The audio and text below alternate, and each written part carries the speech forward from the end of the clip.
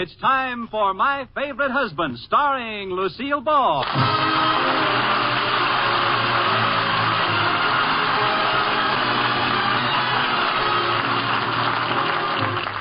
Yes, it's the Gay Family series starring Lucille Ball with Richard Denning as Liz and George Cooper. Two people who live together and like it.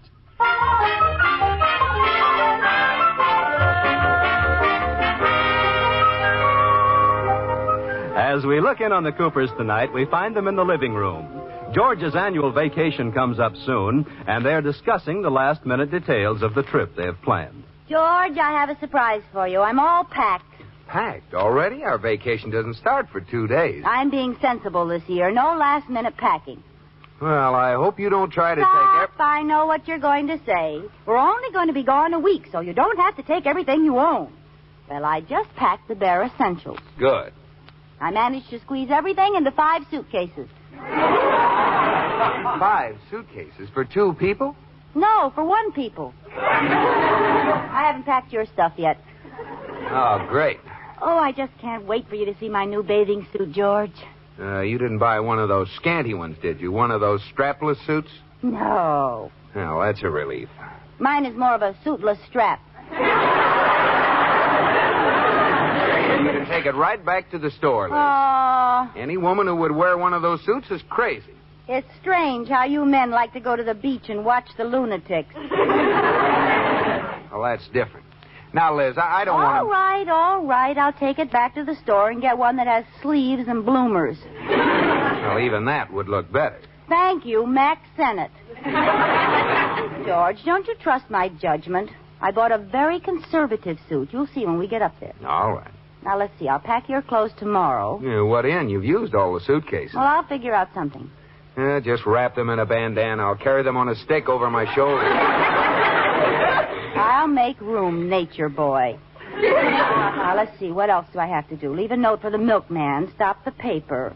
Oh, did you get Joe Ridgely to water the lawn while we're away? No, darn it. He can't do it. Well, who can we get? It'll be ruined if we let it go. How about one of the neighbors? George, I'm ashamed to admit it, but we don't know any of our neighbors well enough to ask them a favor. What about the Stones right next door? You've met her, haven't you? Oh, I see her once in a while. When I'm hanging my laundry out to dry and she's lighting her incinerator.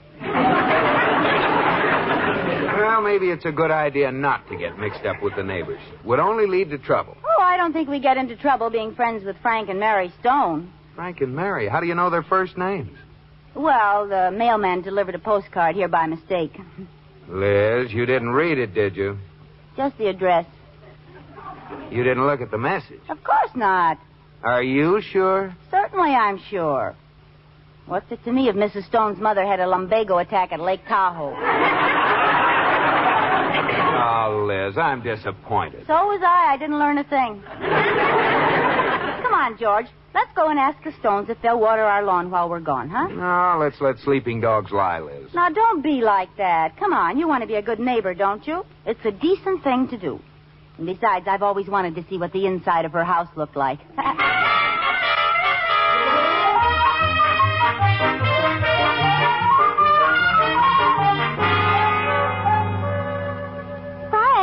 why are you looking out the window? I'm watching the Coopers, Mary. They're acting so odd. What are they doing? Well, they've been standing in front of our house for 5 minutes. She keeps pulling him toward the front door, and he keeps pulling back. That's funny. Yeah, they're awfully old to be playing tug-of-war. Uh-oh, she must have won. They're coming up the walk. You didn't do anything silly like asking them over, did you? Now, Frank, they're coming over, so let's be nice to them. We should have made friends a long time ago. Yeah, Mary, getting friendly with neighbors only leads... They're on the porch. Trapped. Now, hush. I'll let them in. Hello, Mrs. Stone. I hope you don't mind our dropping in like this. Oh, look, Frank. It's the Coopers. Well. Oh, a nice surprise. Come in. You know, we've meant to come and see you ever since the first week you moved in, but something always came up. We understand. We have been shamefully long in welcoming you to the neighborhood. How long have you lived here now? 7 years. Well, it's high time we got acquainted. Living next door all that time, we don't know a thing about you, do we, George? Well, George, just don't stand there. Say something. Huh? Oh, how's your mother's lumbago?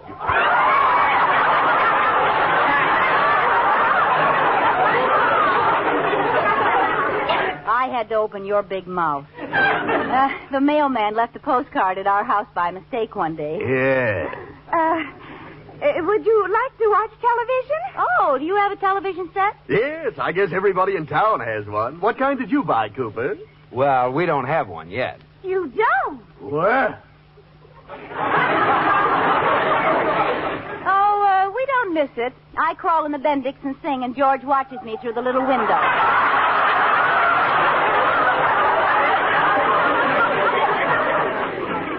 I'd like to see your set, Stone. I've been thinking of buying one. Oh, well, it's right in the next room. Come on. My, your television screen is a big one.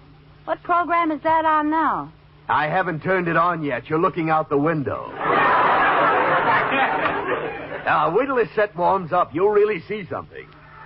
Ah, there you are. Is that a picture? I was just going to ask you. Now, wait till I adjust it. There. Isn't that the clearest picture you ever saw? Well, I can't tell. Why don't those two guys get out of the way? They're wrestling. Oh. Say, this isn't bad. Just like being at ringside. Oh, who wants to watch wrestling? Yes, put something else on, Frank. Okay, I'll try Channel 8. Hey, there's another wrestling match. Oh, goody. Now, let's take a look at Channel 12. Oh, dear, they're wrestling on that station, too.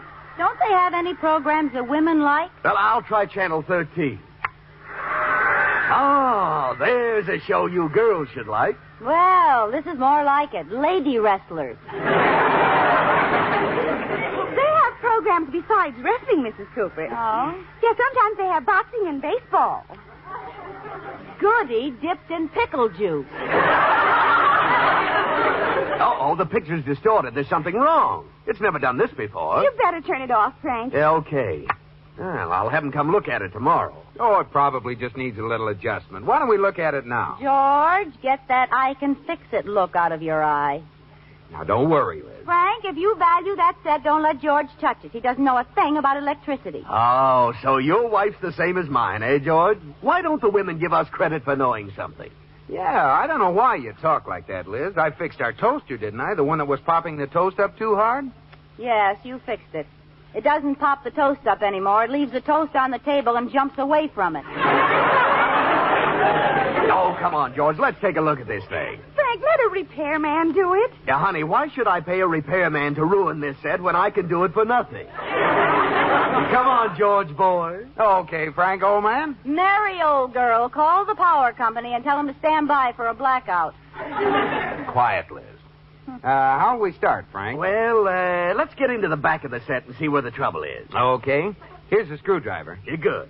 You unscrew that screw where it says caution, extremely high voltages. I'll unscrew this one where it says the back of this set should be removed by a qualified television repairman only. And so we say aloha to the television set. There we are. The back's on. Let's see. Just as I thought. What? Lots of wires in there.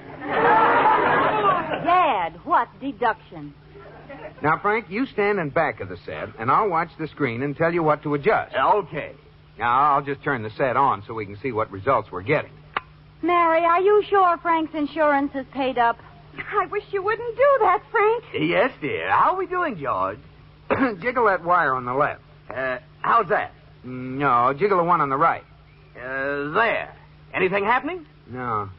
Jiggle them both at the same time. Take a wire in each hand. Okay, how's...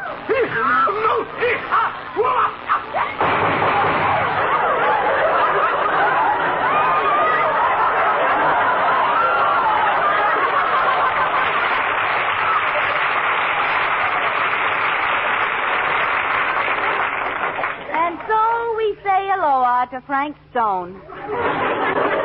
He's gone. There's nothing there but his glasses.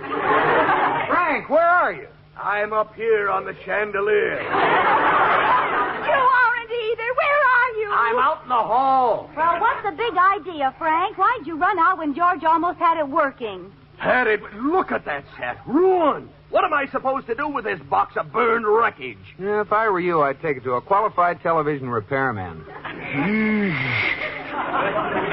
This is all your fault, George Cooper, you silly numbskull. Don't you call George a silly numbskull, you stupid baboon. Don't you call her a stupid baboon, you meddlesome busybody. Don't you call her a meddlesome busybody, you big jerk. Should we go around again?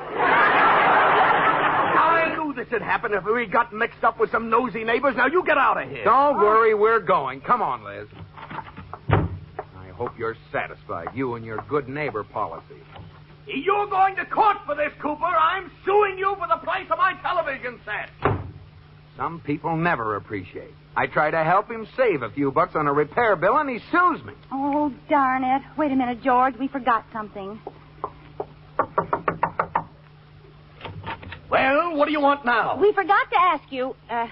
We're going on a vacation this week, and we wondered if you'd water our grass while we're gone. What?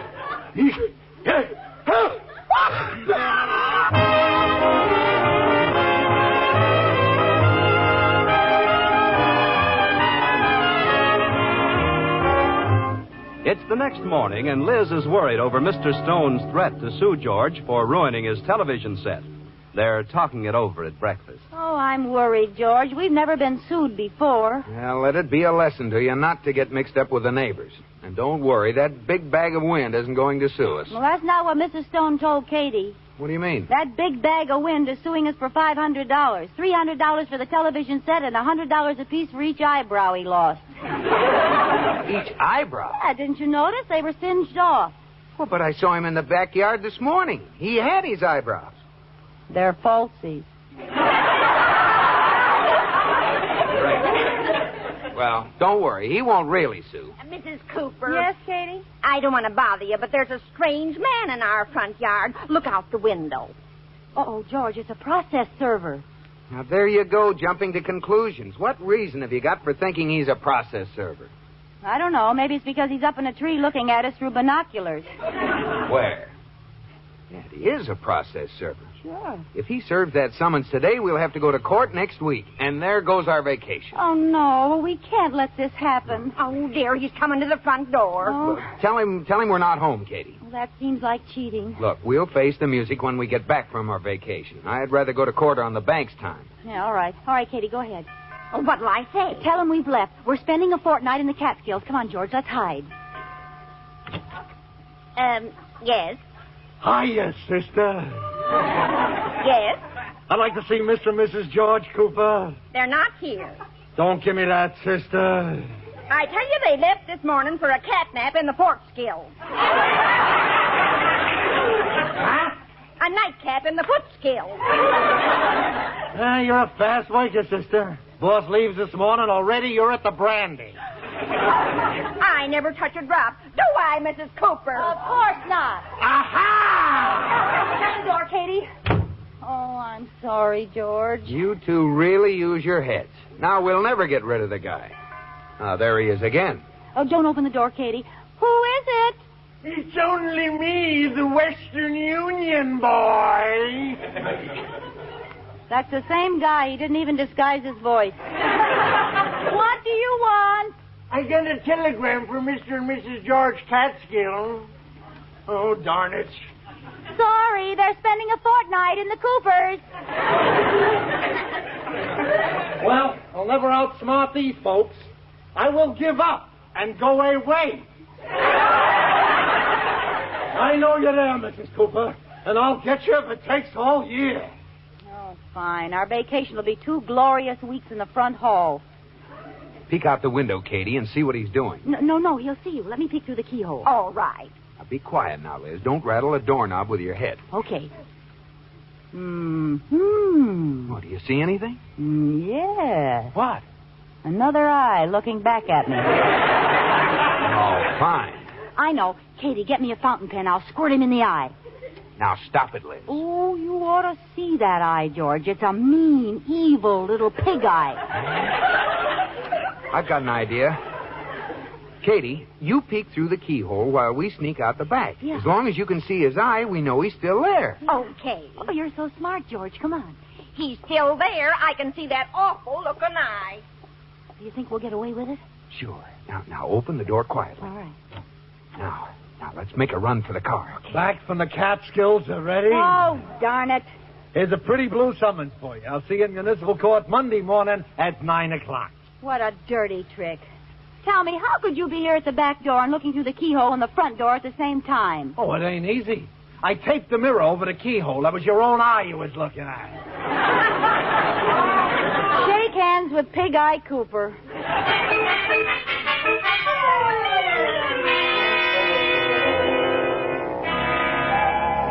Oh, George, you're just being silly. Why don't you get a lawyer? What do I need a lawyer for? I can handle my own defense. George, you and I both know you did ruin Frank Stone's television set. Oh, fine. My prize witness is turning state's evidence. No, I'm not. I'll say anything you want me to say. I only want the truth.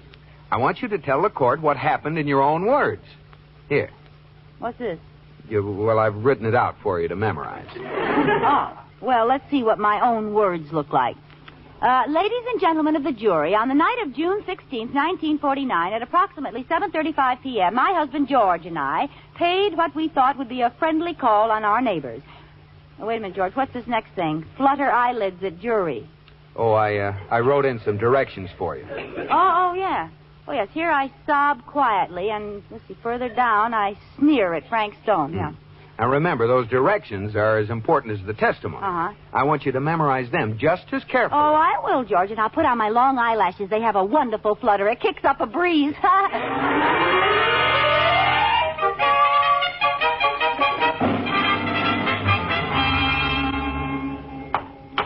Order! Order in the court.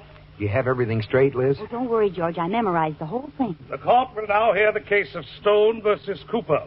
Who's the attorney for the plaintiff? I'm acting as my own attorney, Your Honor. Copycat. Please. You say you're acting as your own attorney? Did you notice the judge's voice? I think he's taken an instant dislike to Frank Stone. Mm-hmm. Well, all right. Are you ready, Frank? All set, Harry. He doesn't hold a grudge long, does he? Just my luck. They're friends. Yeah. Proceed. Call your witnesses. Thank you. I'd like to call my only witness, me. Is Frank Stone present? Yes, sir. Take the stand. Thank you. Where do you live? Oh, come, man. Where do you live? You're confusing the witness. You'd better sit down and rest your case a minute, Frank. Counsel for the defense, are you ready? I'm acting as my own attorney, Your Honor, and as my witness, I'd like to call Mrs. George Cooper. Take the stand, Mrs. Cooper. Thank you, Your Honor. You swear to tell the truth, the whole truth, and nothing but the truth to help you? Well, do you? Do I what? Didn't you hear me? Yes, I heard you. What did I say? You said... And I don't know whether I did or not. Silence. Young lady, I said, do you swear to tell the truth, the whole truth, and nothing but the truth, so help you?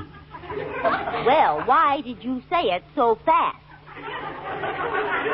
I don't know. That's the way they do it in the movies. Now, do you? I do. Proceed. Now, Mrs. Cooper, tell us what happened in your own words. Well, on the night of June 16th, 1949, at approximately 7:35 p.m., my husband George and I... Oh, it was in the evening then? Yes. Proceed. Where was I? You were saying that your husband George... Oh, yeah. My husband George and I...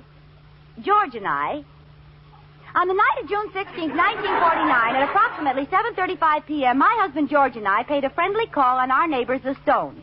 We had been in their house only a few minutes when Mr. Stone suggested we watch television, flutter eyelids at jury, and a few minutes later... Wait a minute. What's this about flutter eyelids at jury? Nothing, Your Honor. She's a little nervous. What's the matter with you? Well, I can't help it. That's the way I memorized it. Oh. When you've got your signals straight, we can continue. Where was I? Mr. Stone suggested you watch television, flutter eyelids at jury. Oh, yes. Mr. Stone suggested we watch television. Watch television. On the night of June 16th, 1949... You told us that! Start from where you left off. What comes next, George? Mr. Stone begged George... I object. He knows her story better than she does. You keep quiet. Mr. Stone begged George to help him with the set, and George said, "Please do not force me to do this, as I am not a qualified television repairman." In spite of this, Mr. Stone insisted pull skirt up over both knees and wink knowingly I object. You leave her alone. Young lady, I will give you one more chance to give your story. Just tell us what happened. Yes, Your Honor.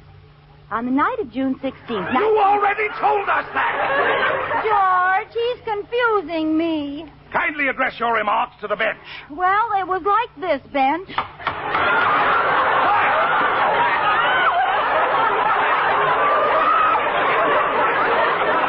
This is the most confusing case I have ever heard. All of you, step into my chambers.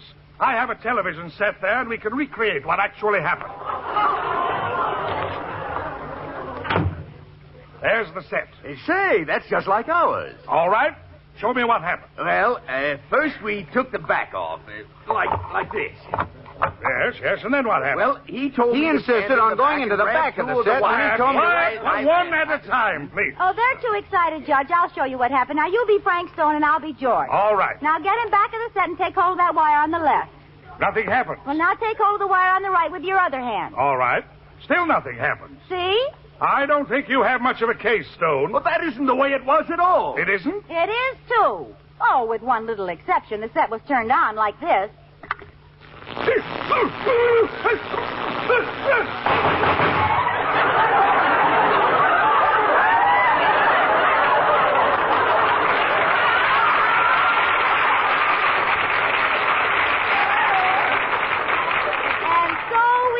Aloha to the judge's eyebrows and reluctantly set sail for the city jail.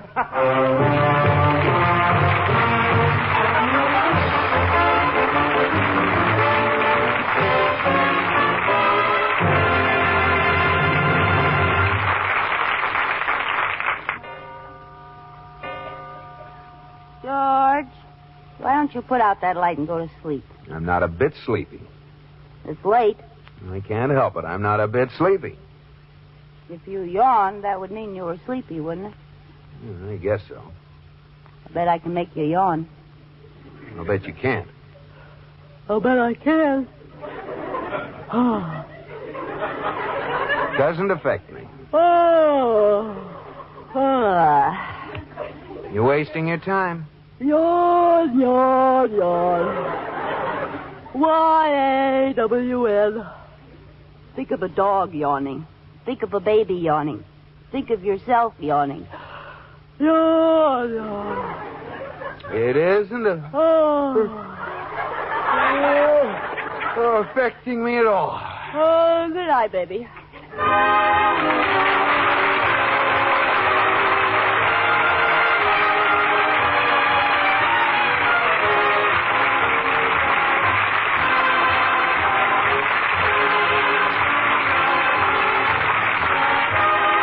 My Favorite Husband has been presented through the worldwide facilities of the United States Armed Forces Radio and Television Service.